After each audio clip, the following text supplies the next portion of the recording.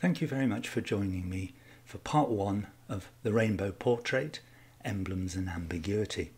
Part 2 is also available. As usual, a fully illustrated PDF version of the presentations is available by clicking the link on the YouTube page. Please do download them as they contain the full text and images. I've also included a bibliography of the sources used in my research at the end of part 2. In this presentation we're going to examine one of the most famous portraits of Elizabeth I. I should warn you that both parts of the presentation are quite long, as I wanted to draw together as much information from as many sources as possible. YouTube videos together with the PDFs have allowed me to use many more high-quality illustrations than would have been possible in formally printed media. You will have unprecedented access to close-up images of the rainbow portrait and many others. I hope you enjoy it. And here it is, the rainbow portrait. In just one sense, it is the most accessible of the royal portraits, as it hangs in the main hall of Hatfield House in Hertfordshire, and you can walk right up to it and examine it closely. Like many Elizabethan portraits, few people have felt qualified to offer an opinion of its meaning, and those who have done so over the years have expressed differing views. There is still no overall consensus as to why it was painted and what messages it was meant to convey. In the 16th century, an array of emblem books was in circulation, each with an illustration, below which was a moral message. There is very strong evidence that they provided the source material for many of the emblems which I will discuss. Indeed, many relate back to the beliefs of the Egyptians. First we're going to look at the political climate in which the portrait was painted, then to discuss who might have commissioned it and how it came to be where it is. Next we shall examine the portrait as a whole and then move to individual elements of its design. In each element it will be useful to ask ourselves, is the message political, is it religious, or is it ambiguous? As I've discussed several times, ambiguity was widely employed in Elizabethan England as a means of making seditious points while being able to defend yourself. I should say that all of the images of the painting are my own, and I've manipulated them in a number of ways to bring out various features, which will allow you to examine it in great detail. Most experts agree that the painting was undertaken around 1600 and that the artist was Marcus Geerhards the Younger, something I'll come back to later. He would have been working under the express instructions of a commissioner, and it's safe to assume that every element of the painting is there for a reason. It's a widely held view that the painting was commissioned by Robert Cecil, the Queen's first minister, and was presented to her by him in 1602 at Cecil's new house on the Strand. This was some months before her death. Since then it has remained in the possession of the Earls of Salisbury, hanging in Hatfield House. The Queen was around 67 when it was painted, and of course she would not have sat for it. Some have even suggested that the portrait was constructed piecemeal from objects in the great wardrobe of robes in Whitehall. The Queen's reign was coming to an end, and she'd named no one to succeed her. The court was a hotbed of intrigue and infighting, culminating in the so-called Essex Rebellion of February 1601, when Robert Devereux, 2nd Earl of Essex, tried to depose her, largely for his own ends. During her reign, the Queen had adopted a series of emblems to display her own character, for example the phoenix and the pelican. She'd replaced the array of saints from the Roman Church with figures from classical mythology, whose attributes she used to symbolize herself. In art she was pictured as superior to the great female figures of Athena, Venus and Hera. In a sense, she became a symbol of the Virgin Mary on earth, and second only to her in heaven, something I looked at in my presentation Elizabeth I, Goddesses and Empire. There were 3 goddesses in particular with whom she was associated at the end of her life: Diana, the goddess of hunting, whom I've described previously, Astrea, whom I will deal with at this point, and Urania, whom you will meet later.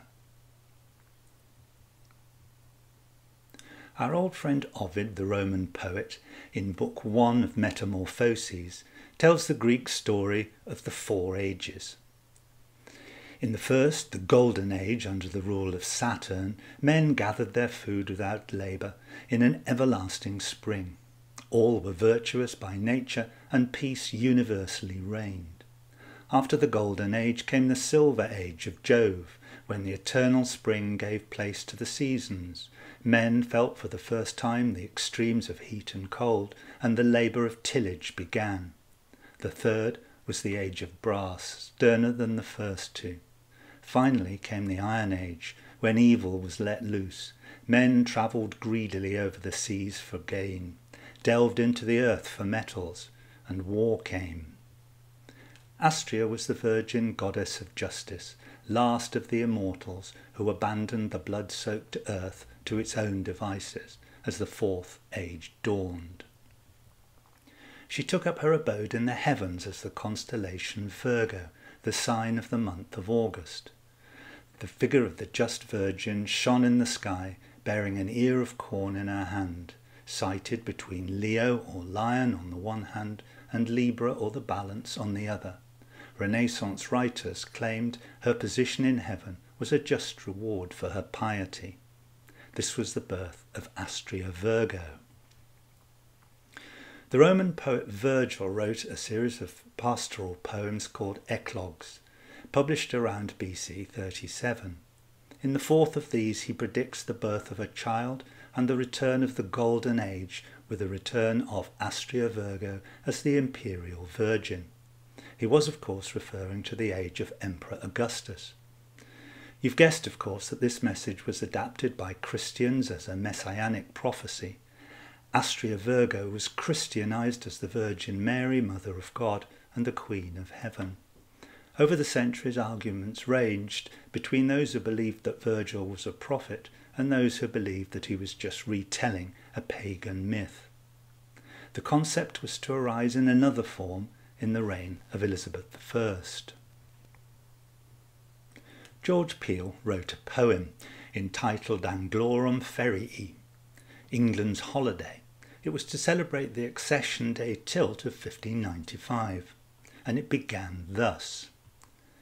Clio, the sagest of the sisters 9, those are the Muses, conduct thy learned company to court, Eliza's court, Astrea's earthly heaven.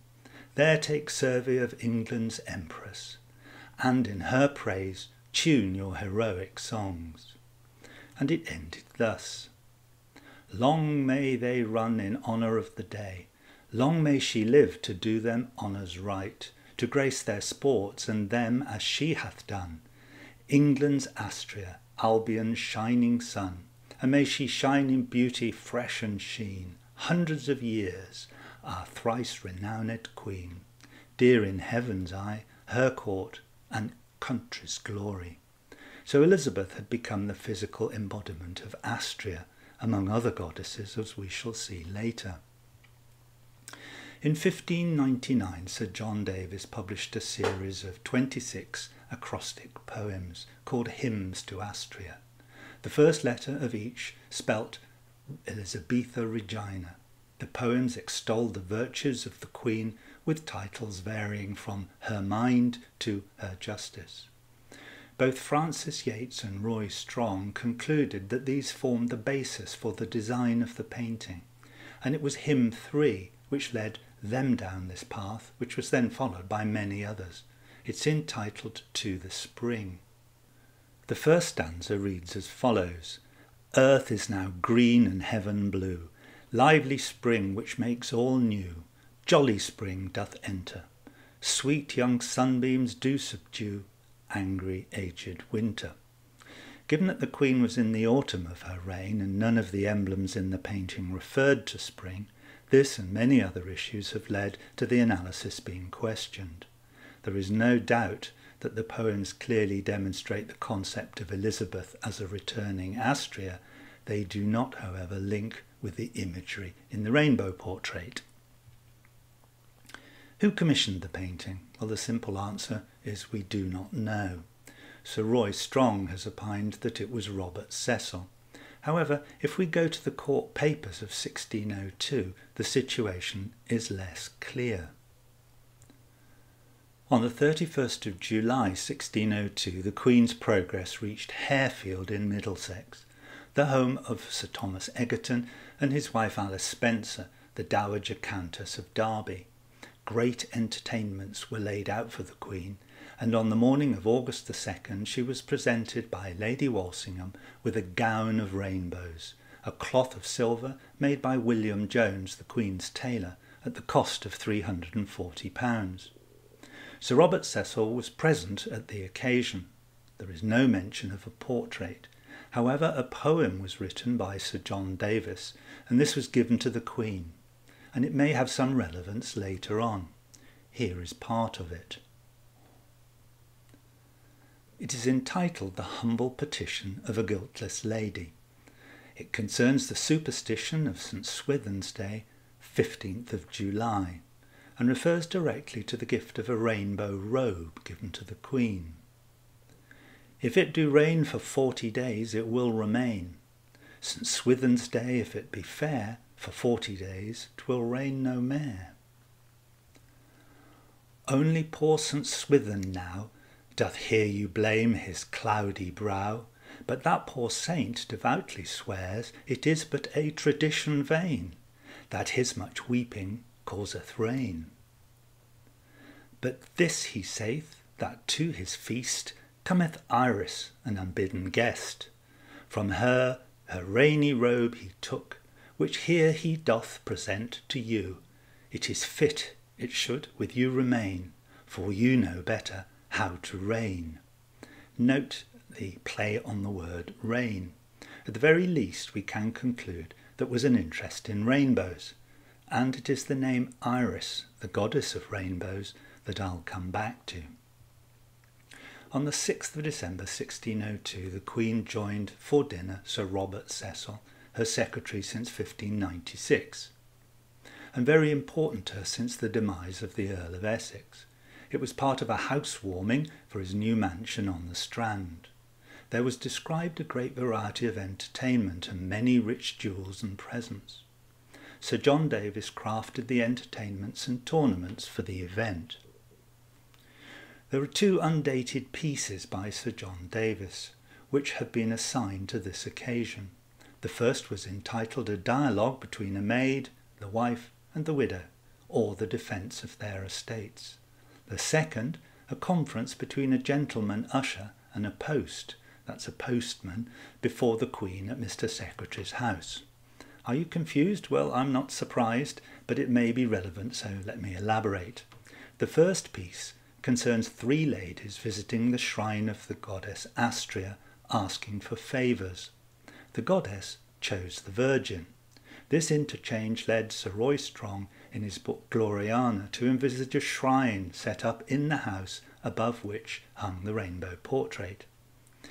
In a second piece, the Turkish messenger with letters from China is desirous to see the Queen and is allowed access, thereby demonstrating her empathy.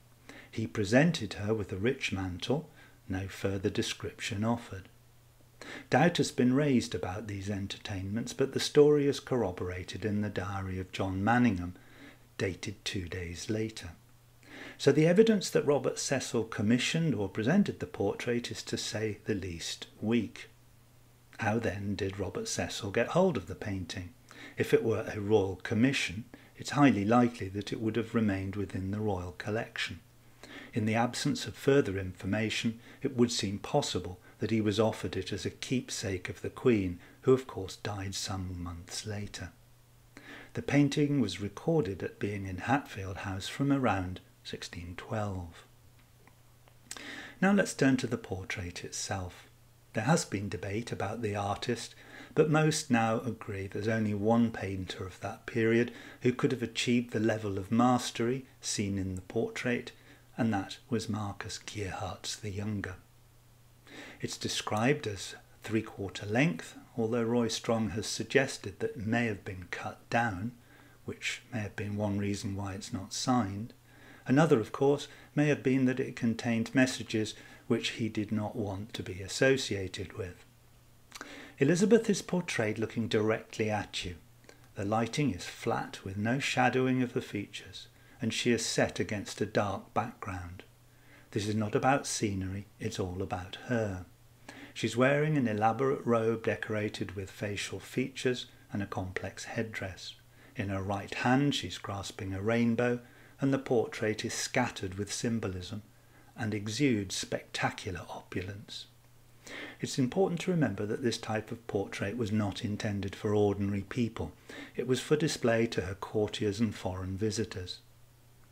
By this stage in her life, the Virgin Queen was at her most sophisticated, drawing together many elements to construct her imperial persona. Sadly, the myth, as embodied in the portrait, was far from the truth. Elizabeth was elderly and politically weak. However, here she is young and beautiful, and she knows it. Now let's look at it in detail.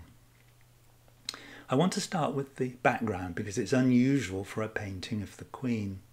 All you can see with the naked eye is faint marks on a black canvas. What you're looking at here is an inverted black and white image, rather like an X-ray.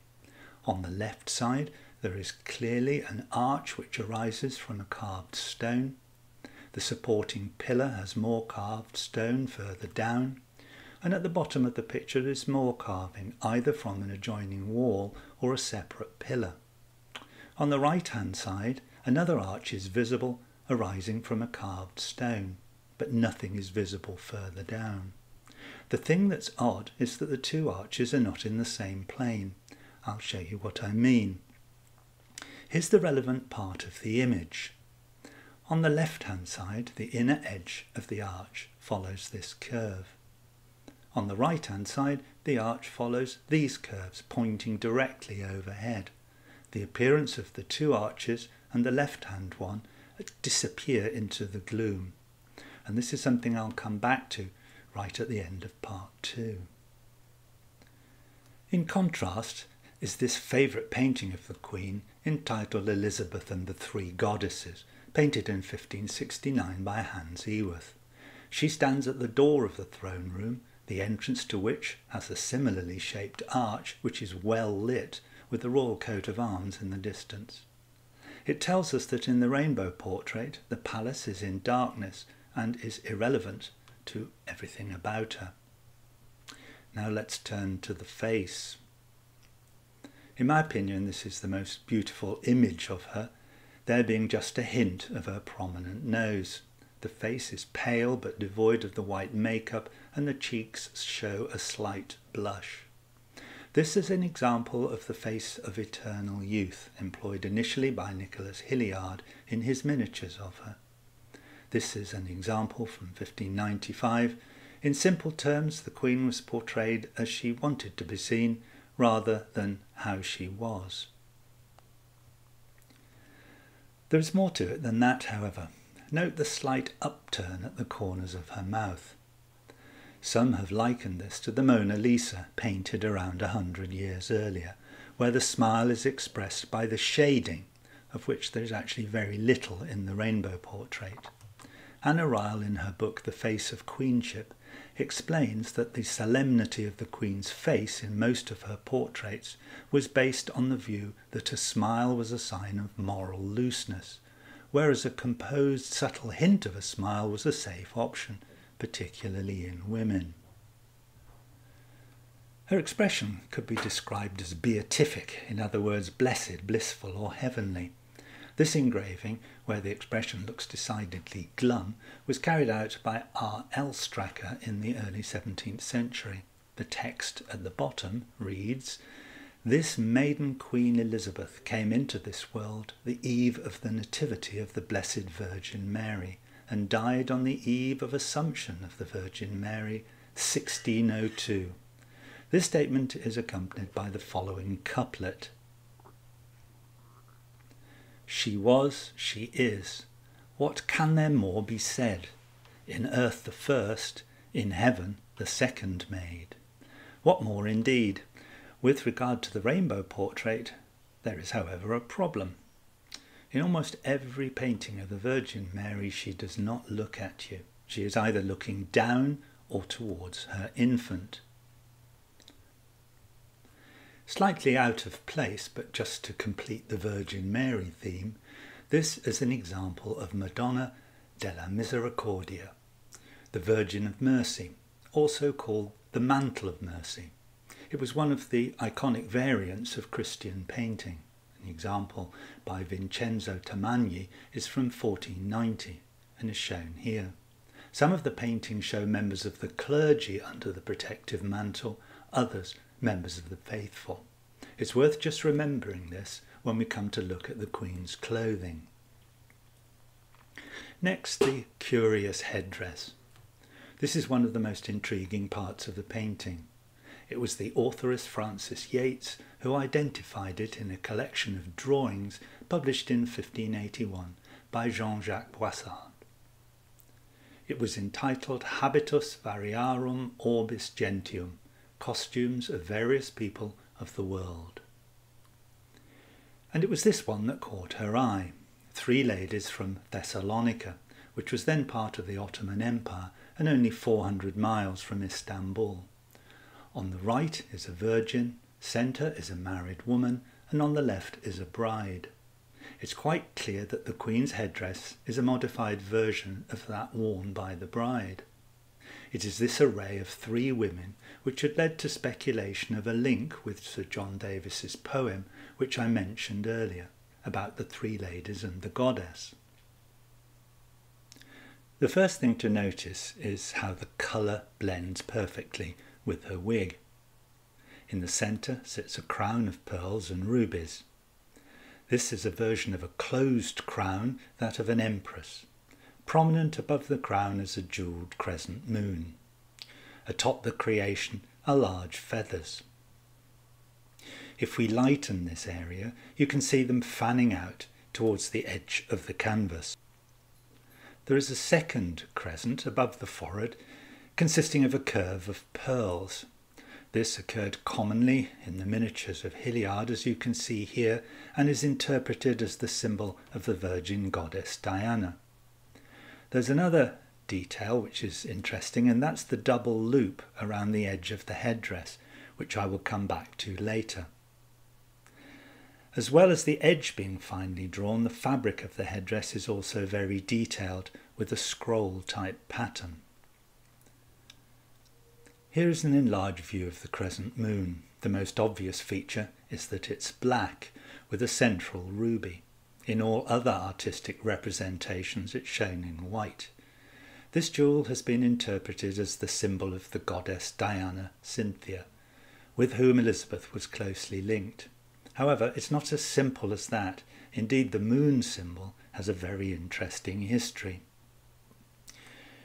This is Khonsu, the Egyptian god of the moon, who is represented either as a falcon, as on the left, or as a mummified child, as on the right. The rather odd orientation of the crescent moon is a product of the lack of perspective in Egyptian paintings. Statues of Khonsu show the moon thus, in the same plane as the face. The moon emblem does not seem to have entered Greek mythology. This is Artemis, the Greek goddess of, among other things, the moon, shown on the left as an effigy from Ephesus, and on the right from a Greek vase. In neither case does she wear a crescent moon. This is a 2nd century copy of a bronze statue of Diana, the Roman equivalent of Artemis, which was at the Palace of Versailles, but is now in the Louvre. Once again, no moon. When the moon does start to appear, both in statuary and paintings, it was invariably shown rotated like a pair of horns. As no one could know what they were supposed to look like, this seemed reasonable. Indeed, it probably looked better this way.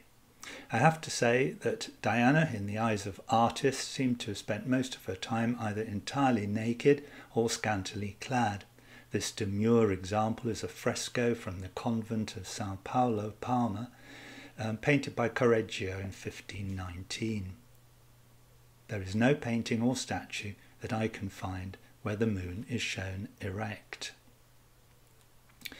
In this painting, entitled The Marriage of Peleus and Thetis from 1633, Diana can be seen in the background on the left. She is wearing both a crescent moon and a crescent of pearls. So has the emblem been rotated just to fit it on the headdress? I don't think so, as this is all to do with the phases of the moon. From the left to right, the moon waxes with the crescent facing left until the full moon is reached. It then wanes until the crescent faces right and becomes narrower. So my interpretation is that this ruby with 2 rows of black stones represents the coming end of the reign. We all know, however, that in reality this is followed by the black new moon and the cycle begins again. Now look carefully at the top of the crescent, to which is attached 3 pearls. Before I start to describe this, I just want to say that I'm no expert on precious and semi-precious stones, so please forgive me if I misname them. As far as possible, I'll stick to describing them by colour. Now this element consists of black stone set in gold and is attached to the top of the crescent as it sits squarely on its convexity. I believe this represents an endless trinity knot, the 3 pearls representing the 3 components of the Godhead. The pearl below is hanging vertically from the moon opposite the ruby, and I believe this 4th element is the Queen herself. Many times I've mentioned the concept of the quaternary within the tertiary, as described by Dr. John Dee, the Queen's physician and eminent alchemist. It's an emblematic way of displaying the individual's closeness to God. The emblem displays 3 elements with an added 4th one. I'll come back to this design later, as it may also have another meaning. A similar concept can be seen here in the jewel hanging from the necklace using similar stones. Here we have 4 loops with the pearl at the base representing the Queen. The endless loops, together with the waning moon, of course, signify an unending cycle, an emblem for eternity. There's one more thing of interest here, and that is the hair, which is slightly different from the colour of the wig and hangs down in 3 spirals directly over her breasts. Interesting, the hair hangs in a similar way in the Hilliard miniature of the Queen. The low-cut dress and décolletage of our portrait is symbolic of an unmarried woman. In order to understand this, we need to take a look at another book. This one was published in 1586, entitled The Theatre of Women by Francoforte Feyerabendis. Here is an engraving of a Silesian bride, and note the flowing locks. It was traditional in the 16th century for brides to be married in the hair. Thereafter, they would have been pictured with it gathered up. So is the headdress political? Yes, it is, imperial with an Ottoman twist.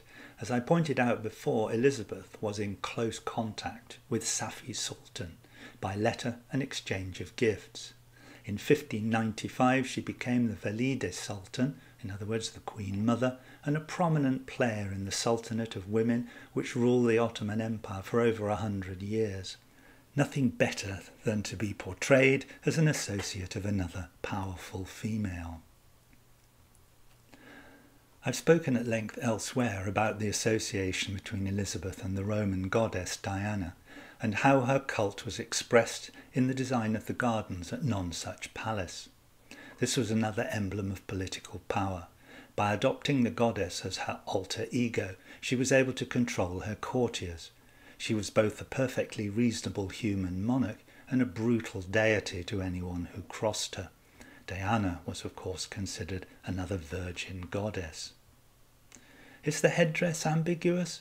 Well, it certainly appears to be. Why portray the Queen in the attire of a bride with her hair down and the symbols of Diana, another celebrated version? Would it not have been better to portray her as a virgin, albeit with a less fancy headdress? The most reasonable explanation seems to lie in the timeless nature of the portrait. What we could be seeing is Elizabeth at the time in her life when she betrothed herself to her country, and has since remained a virgin bride. Next, let's move on to the clothes, and what a set of clothes they are. Janet Arnold, in her book on the Queen's wardrobe, tells us that there was a massive wardrobe of robes in Whitehall, and an army of artisans who worked in it, fashioning and adapting both garments and jewellery. Sadly, most was lost during the Great Fire of London in 1666. I'm going to begin with the lace, of which there are 4 elements. A collar, which has 2 layers, 2 wing-like structures edged with pearls, and a diaphanous shawl which floats down from the shoulders, billowing out on both sides. If we adjust the image, the shape of the shawl is clearer. It's edged with pearl clusters along only part of its length. It appears to be gathered over the Queen's right forearm and then hangs down on her left side and is tucked under her arm before falling down in folds. Another feature is the veil hanging down from the top of the headdress behind the wing of lace. I've outlined the leading edge of the garment to make this clear. To be honest, I can think of no other explanation for the lace other than to convey a somewhat mystical image, enveloped in a cloud of lace. It does bear some similarity to an image in one of the Emblem books, which I will show you later. Next, the cloak and mantle. For our purposes, I'm going to refer to the Queen's clothes as 2 separate elements, the outer cloak and the inner mantle. Her attire has caused so much interest and debate, and while its appearance has been described, no one, as far as I can find, has defined exactly how it's made up. One element, the cloak, is greyish in colour with faint patterning on the outside and gold on the inside, and the other is golden with a beige band around the top. The artist has emphasised the radiance of the golden areas with the use of gold leaf. As you can see, the cloak is a very odd shape. It has been suggested that it represents an Irish cloak or brat, but I think this is highly unlikely, as Henry VIII had tried to discourage the use of traditional Irish cloaks, as they stood for uprising and war. Here is the proclamation of Sir John Peret at Limerick in 1571. The inhabitants of cities and corporate towns shall wear no Irish coats or great shirts, but to wear clerks' gowns, jackets and jerkins, and some civil garments. And no maid or single woman shall wear or put on a great roll or kerchief of linen cloth upon her heads, but to put on hats, French hoods, or some other civil attire upon their heads.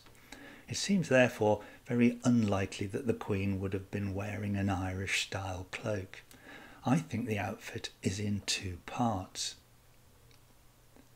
The Irish mantle or brat was in common use from the early 16th century.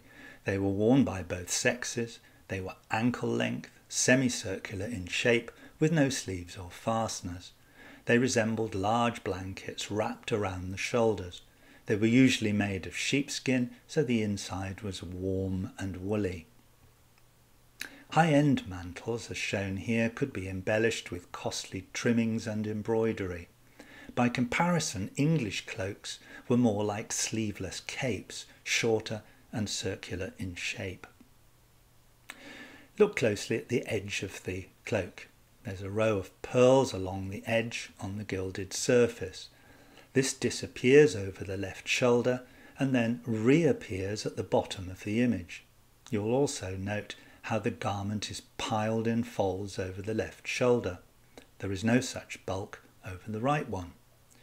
The garment is folded back on itself and is hanging off the shoulder with the gold lining exposed. The Queen's left hand turns back the edge to reveal even more of the lining.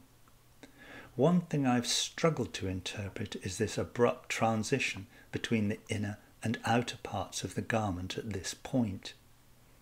Here is the area in detail. You can see the edge very clear in the picture frame at the bottom of the image.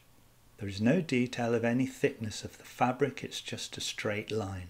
I'm drawn to the conclusion that this is the bottom of the cloak, i.e. it's a short one, and the apparent length is produced because it's folded back on itself and is hanging down. The next thing to consider is the apparently gravity-defying piece that curls around the Queen's right hip. Note the way in which the edge bends as it does so. It has the appearance of a stiff fabric. Even so, a stiff edge would not support the bulk of fabric projecting outwards. In fact, you can see the way in which the fabric hangs in folds from where the rainbow crosses. Explanation: there has to be a large amount of padding or hip roll around the hip to achieve this effect. So what exactly is going on? This might be a clue as to how the appearance is achieved. The portrait is of Lady Frances Stuart, Duchess of Richmond, signed by Marcus Gerhardt the Younger and dated 1611. You can see how the fabric hangs in a similar way around her hip. And interestingly, it hangs in folds, and you can see a number of smaller folds perpendicular to the large ones, something I'll come back to shortly. Indeed, this was not an isolated case. In the first 20 years of the 17th century, the vogue for wearing this type of mantle was very popular. It was part of mask dressing or fancy dress, in which the wearer could use many exotic elements with which to adorn themselves. Note also that all of these ladies are wearing jackets embroidered with flowers. In earlier versions, the padded roll was prominent, but this became less obvious over time. Just note that these designs are from the early 17th century. The Queen's version had been described as being ahead of its time, as the traditional attire at the turn of the 17th century was the wheel farthingale. It raises a question, of course, as to the date of our portrait. Now, is the mantle an entirely separate garment under the cloak? Something that looks like this, perhaps? There's a problem with my design, as you can see. In order to secure it over the left shoulder, an abrupt change of direction is required, as the top of the mantle plunges downwards a long way. Compare this with the mantle of Lady Frances Stuart, which sweeps up earlier in a broken curve. Could the mantle be just part of the cloak? Well, I've tried to work out how the cloak could somehow fold across her back and achieve this, and as yet I remain defeated. There is something against this, and that concerns the fabrics. These two images are taken from the same digital image, so the colour difference is true. On the left is the top of the mantle, which has a distinctly pinkish hue.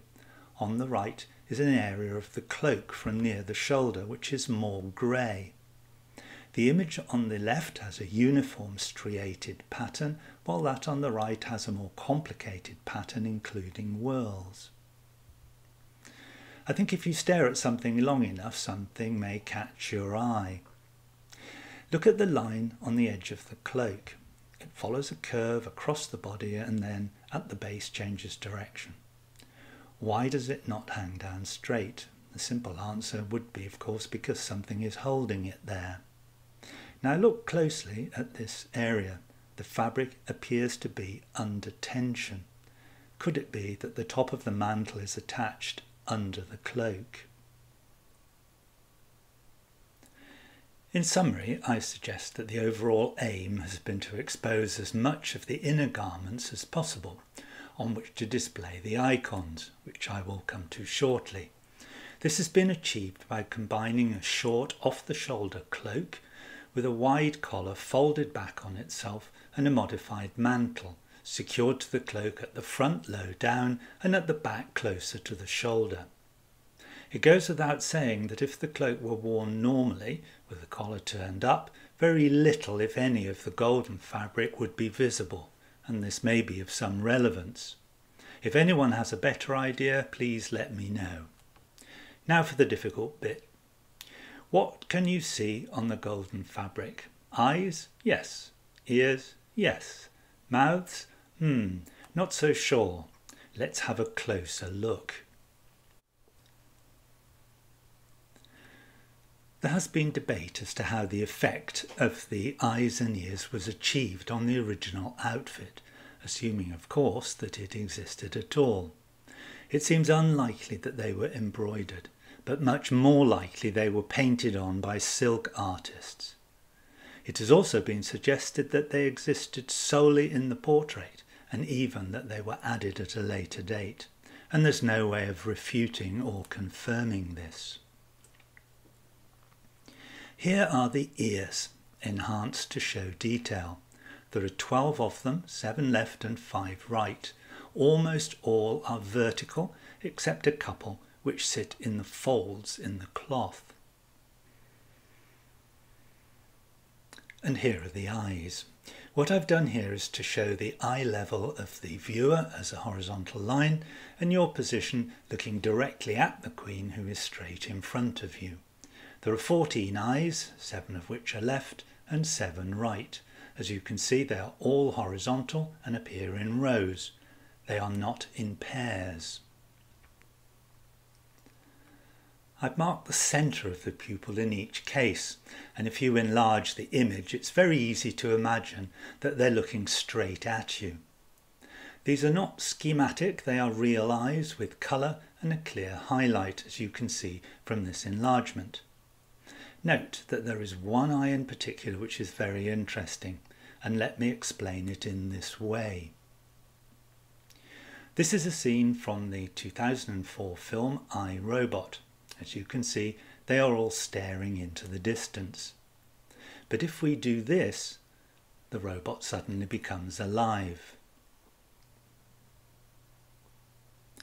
And this is the one of interest, which is tucked into the fabric and appears to be looking at the Queen's fingers, turning back the edge of the robe. All of this raises the question that the eyes are not symbols, but they are alive. But why are they there in the first place?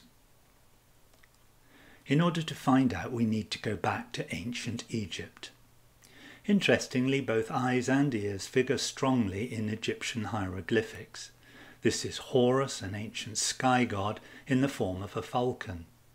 The right eye represents the sun, later conflated with Ra, the sun god, and the left eye represents the moon. The eye of Horus was thought to have healing and protective power. The example shown is an amulet from the tomb of Tutankhamun, with the moon shown directly above it.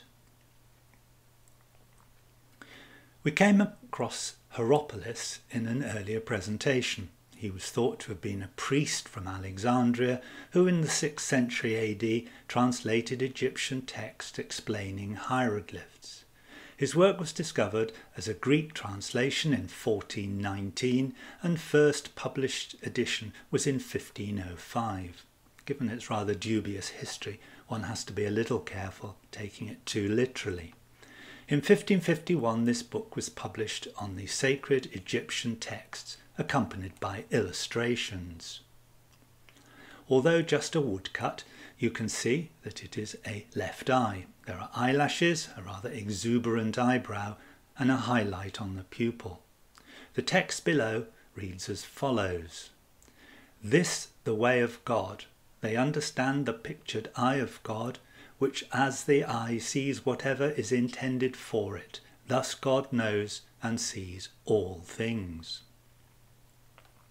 Ears were also common, especially in the reliefs called ear stelae, which were dedicated to certain gods in appreciation for answered prayers or for present requests. Alongside a message, the ears were carved in order to aid the gods in hearing the prayers. And here is the interpretation given by Hieropolis in 1551.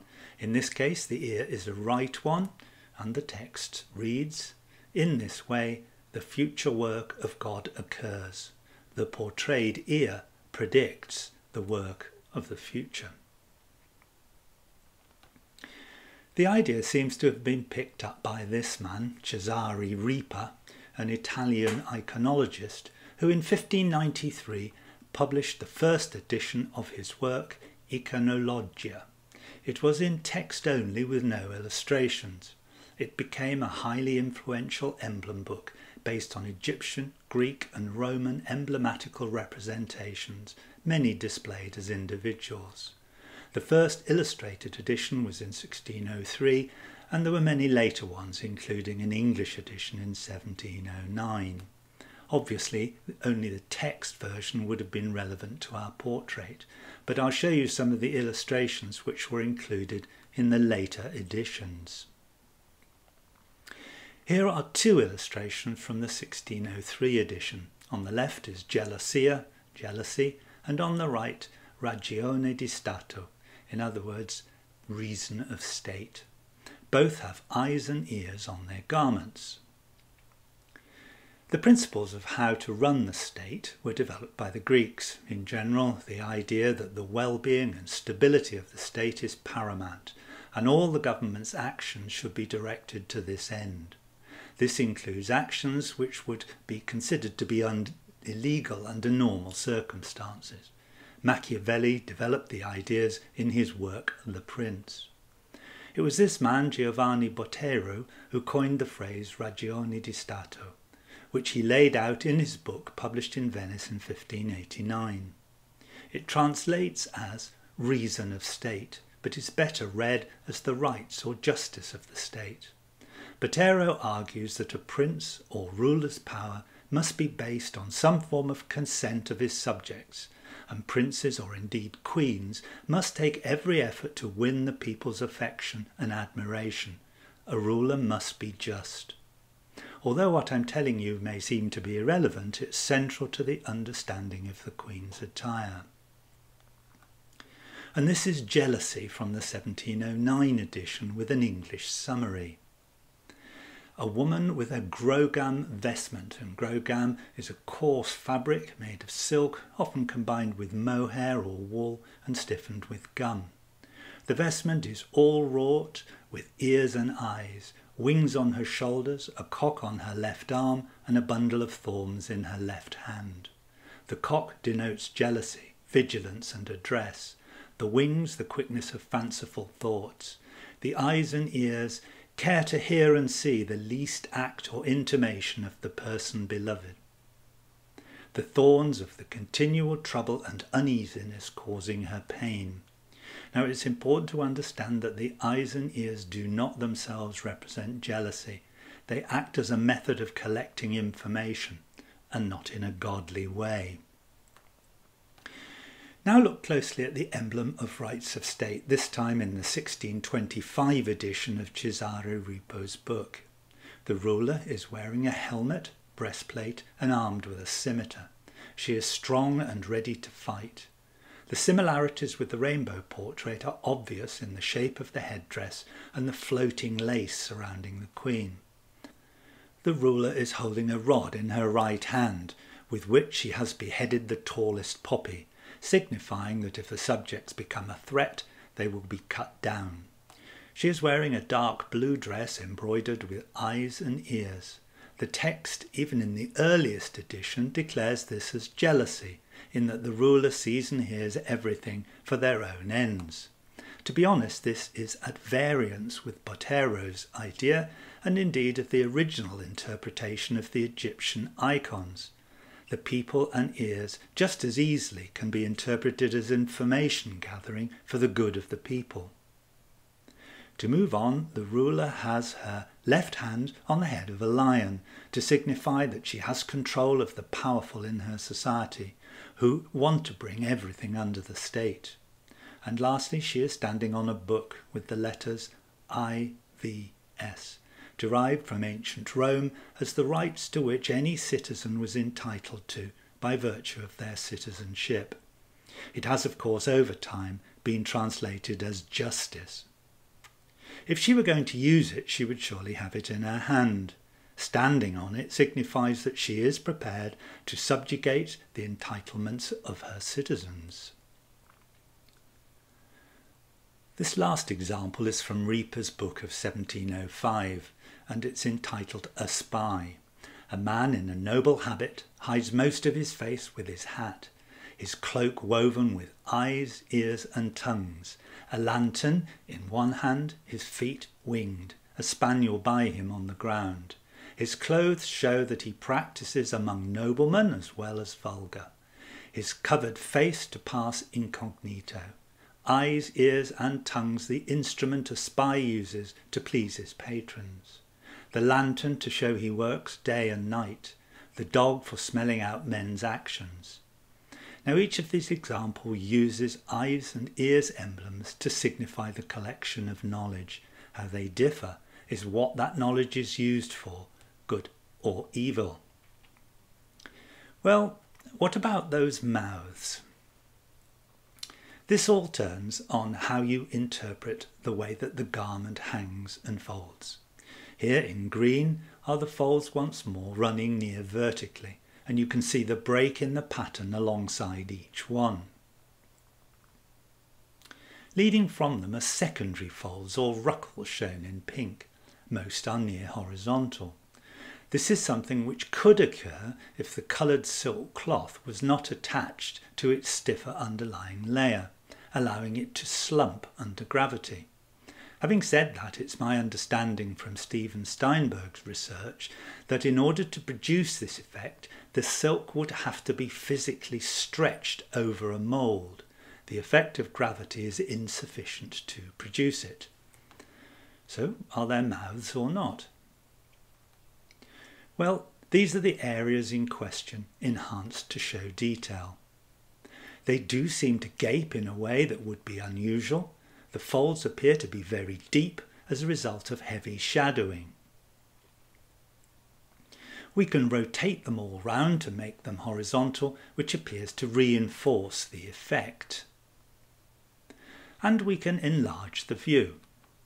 The one bottom right really does look as though the Queen has her index finger inserted under the upper lip and her middle finger on the lower lip. The two on the left look like thin-lipped individuals, and others are misshapen in a way used of old to depict dumb people. It is important to realise that hearing and seeing are senses that collect information. Mouths, on the other hand, are a method of communication. Now, there is no doubt that Renaissance masters knew how to paint mouths in all their shapes and forms. One of the problems with men, of course, was that most wore beards. You'll be interested to know that experts are divided on the issue. Sir Roy Strong, no mouths. Francis Yates thought there were mouths. Personally, I can't imagine that the artist would have painted these areas as folds. He has painted them as mouths and made them look rather rudimentary on purpose. There is more to this question than meets the eye, and there's no pun intended. It's very unlikely that the eyes and ears were embroidered onto the silk fabric. The rendition just seems too realistic. At the turn of the 15th century, Cennino Cellini, who lived in Florence, published a book entitled Il Libro dell'Arte, the Craftsman's Handbook, in which he described the technique of painting onto silk. The key was to tighten the fabric on a frame and then apply a size, i.e. something to seal the fibres. The pigments were then tempered with egg white as a binding medium and applied. This was a convenient way of reducing the long hours of labour associated with embroidery. Here's an example of the technique in another painting of the Queen, which I'll come back to later. It is quite obvious that the technique greatly enhances the design. There is, of course, another explanation, and that is that the eyes, ears and ruckles of the rainbow portrait did not exist at all on the original garments. They were added by the artist. Look again at the attitudes of the eyes and ears. Firstly, they are all close to being level or perpendicular to the longitudinal folds in the fabric. None of the eyes is distorted by these folds. On the left side, the eyes and ears are in vertical rows, but this is lost in the collar of the cloak. Now, if you were painting the silk fabric before the garment was made up, it would be very difficult indeed to ensure that everything was level and the right way up.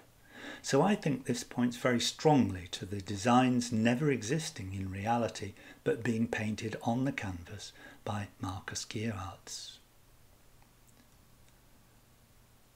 Articles have been written laying out eroticism in the emblems of the painting. I mention them here for completeness, but I must say I remain unconvinced. In a long article from 1997, Daniel Fishlin opines that the rainbow represents a phallus and the highlighted fold a vulva, both an expression of her sexual autonomy. Similarly, the confluence of these two folds is said to reveal her genital anatomy. If you wish to read more, I've added the reference to the PDF. So what is the message of the gown? The similarities with the emblem of the rights of state are striking. Politically, it could be saying, I am the Queen, I have eyes and ears everywhere, so I know what you're up to. By this stage, it should be said these belonged to the agents of Sir Robert Cecil, who had taken over from Lord Walsingham.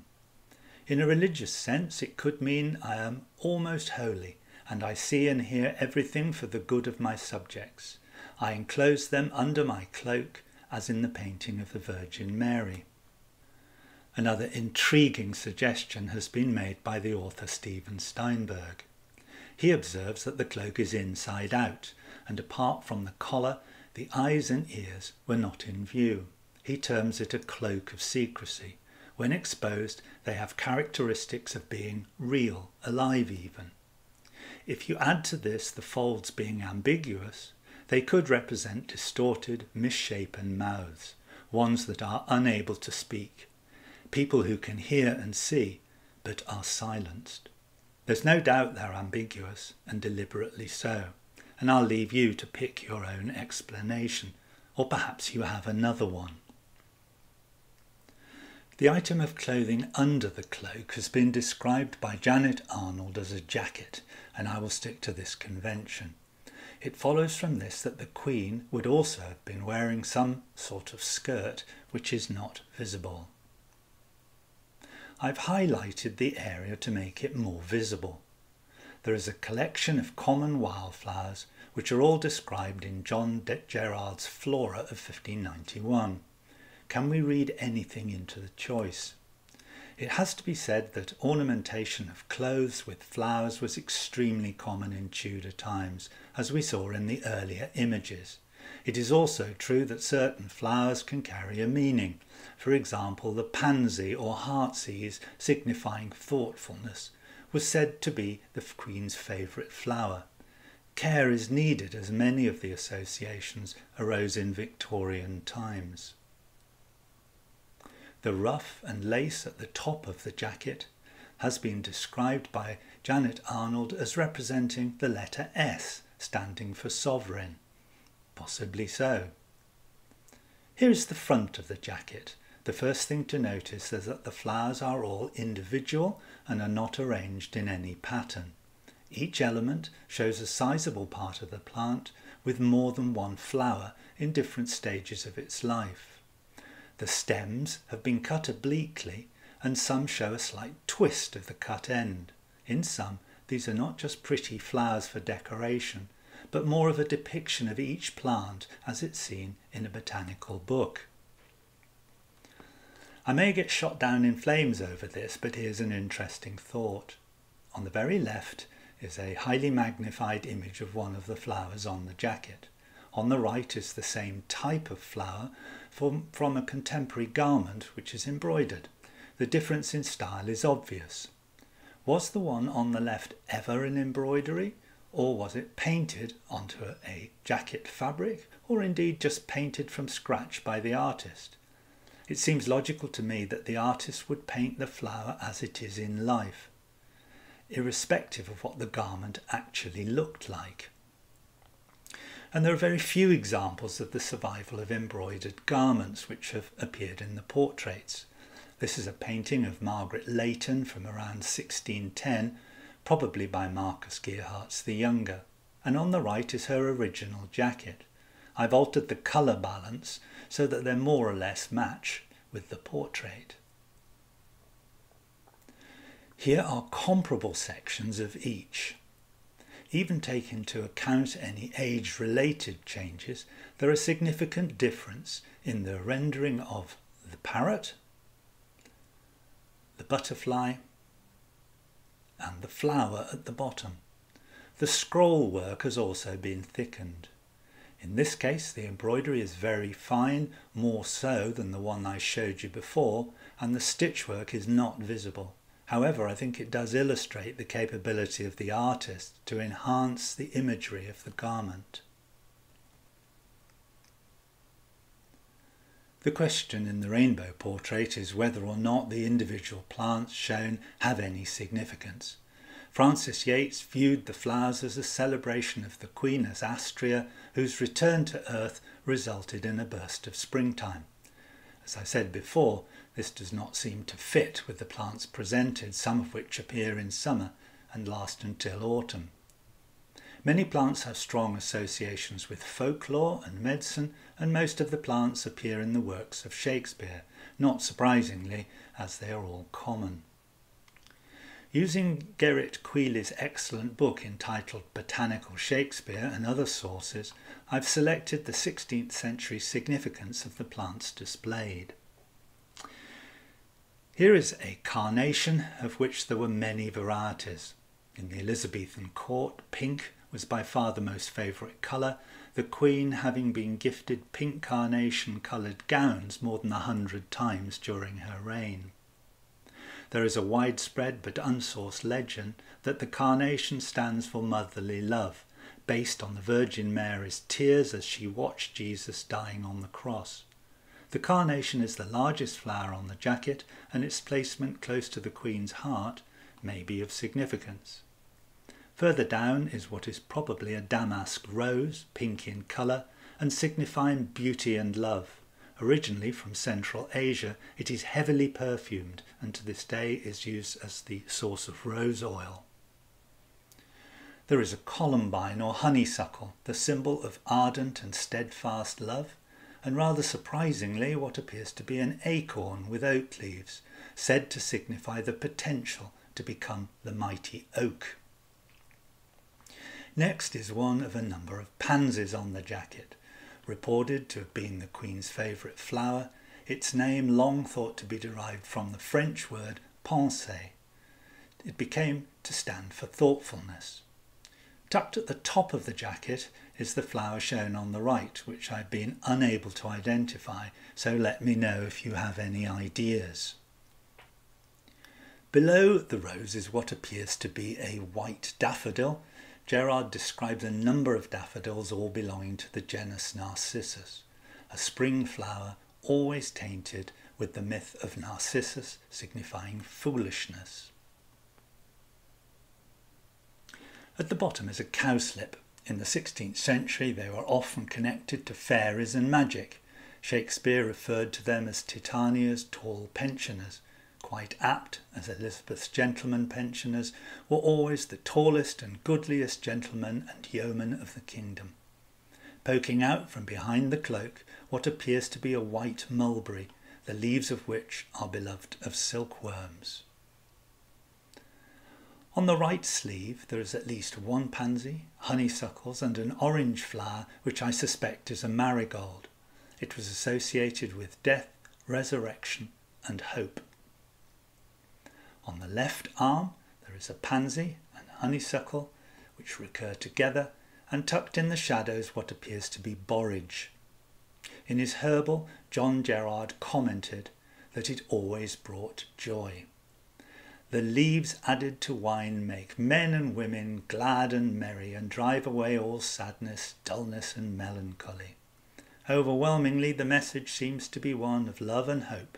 One assumes of Elizabeth to her people and her mastery over the botanical world, recorded so diligently by her subject John Gerard. There is another example of the Queen's custody of living things in the Hardwick painting, which was carried out in around 1599. The artist is still uncertain. The Queen is wearing a wheel farthingale dress typical of the late 16th century. The petticoat is covered with many examples of flora and fauna, both real and imaginary, all of which were painted on the fabric.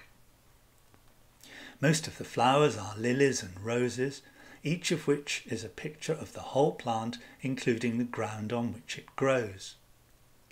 Here we have a butterfly, a white rose, a cuckoo in a tree, a kingfisher over a pond, and a yellow snake coiled like a corkscrew. I think that the images must convey an overall message of the Queen's relationship to the natural world. It would be impossible to derive any individual message from each picture.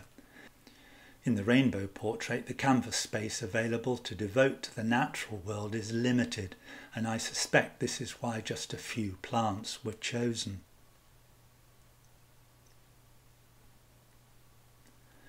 Much academic interest has been generated by an altar cloth of St Faith's Church, Bacton, Herefordshire. It's the sole surviving fabric of Elizabeth I, which had been gifted to Blanche Parry, who was born in Bacton and served for many years as the Queen's chief gentlewoman of the Privy Chamber.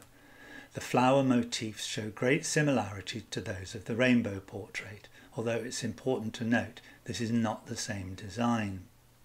Here, for example, on the left are the acorns, borage, a dragonfly and a blue tit, and on the right a carnation, snake, a tree and a feline. Next, the gauntlet. Pinned to the lace collar of the Queen is a jewelled gauntlet. It's hard to decide whether this is a palm view of the right one or the dorsal view of the left one. I suspect it's the former. It is made of black stone set in gold with two elongated double loop elements and a strange square on the hand. I think this was to represent the Queen's love of jousting, particularly the yearly Accession Day tilt. She was the supreme queen of jousting and presided over all challenges, and was herself beyond challenge. The Queen's obsession with pearls as a sign of purity and virginity is well known, and there are countless ones in the portrait. In particular, she often wore 3 strings of pearls around the neck, one of which was very long, hanging down to her waist.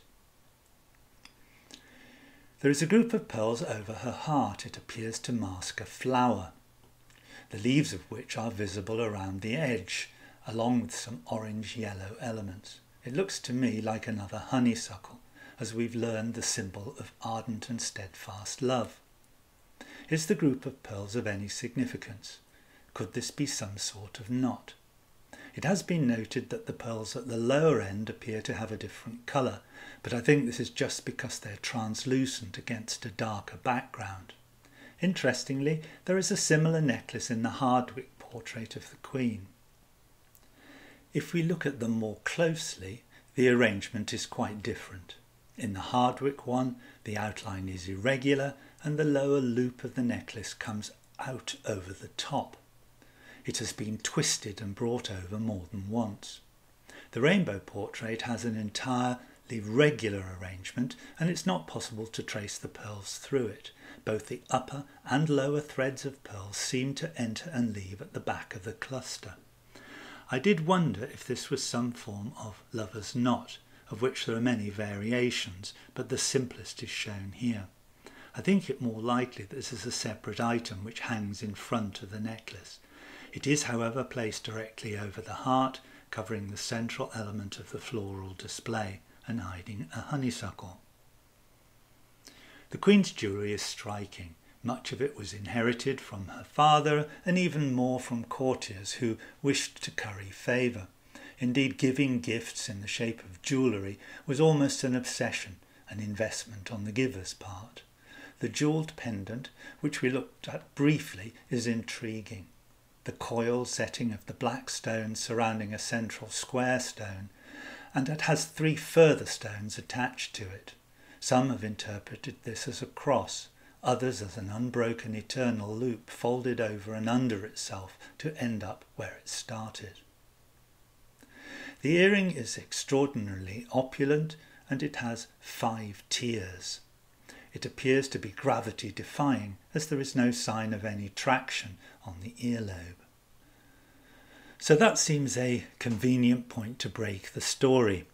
In part 2 I will look at the emblems on the Queen's left sleeve and the rainbow which gave the portrait its name, before attempting to try and pull it all together. As always, thank you very much for your support.